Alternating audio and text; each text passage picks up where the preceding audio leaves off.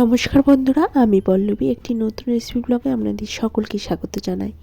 এই বর্তমানে সময় সিজন চেঞ্জের জন্য সর্দি কাশি তো লেগেই রয়েছে, আর প্রচণ্ড পরিমাণে ঠান্ডা লেগে গলাটাও বসে যাচ্ছে। আজকে রেসিপি ব্লগে আমরা বানাতে চলেছি ঢ্যাঁড়সের তরকারি।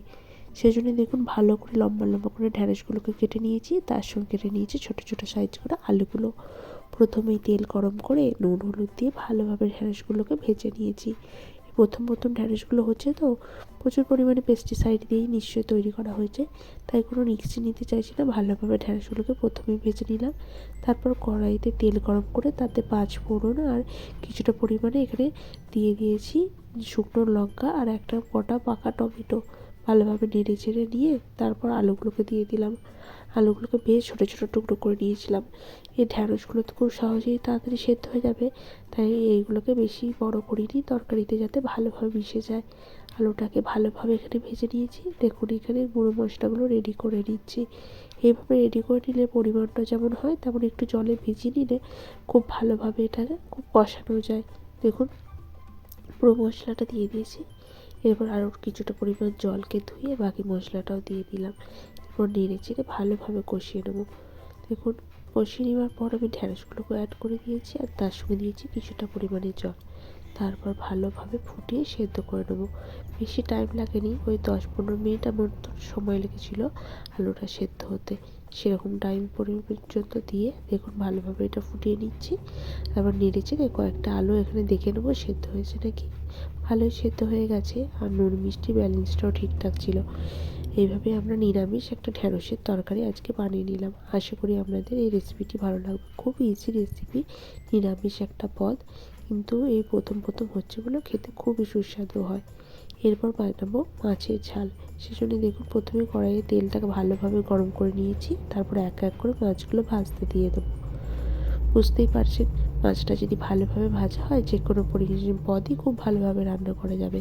দেখুন দিয়ে প্রথমেই ভালোভাবে মাছটাকে এখানে দিয়ে দিলাম। তারপর একটা সাইড ভালোভাবে ভাজা হতে ওয়েট করব, তারপর উল্টে বাকি সাইডটা ভেজে নেব। দেখুন এখানে আমাদের ঝালও রেডি হয়ে গেছে। গরম গরম সর্ষে আর জিরে আর শুকনো লঙ্কা বেটে এই ঝালটা তৈরি হয়েছে, খুবই সুস্বাদু হয়। আর এই তেল ঝালটা খেতেও হয় একদম মনোবদ্ধ। তার সঙ্গে বানানো হয়েছিল মাছের মাথা দিয়ে চচ্চড়ি।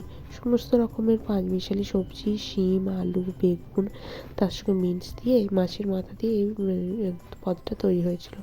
তার সঙ্গে ছিল এখানে দেখুন কিছু পরিমাণ মাছের তেল আর ছিল কুলের আচার।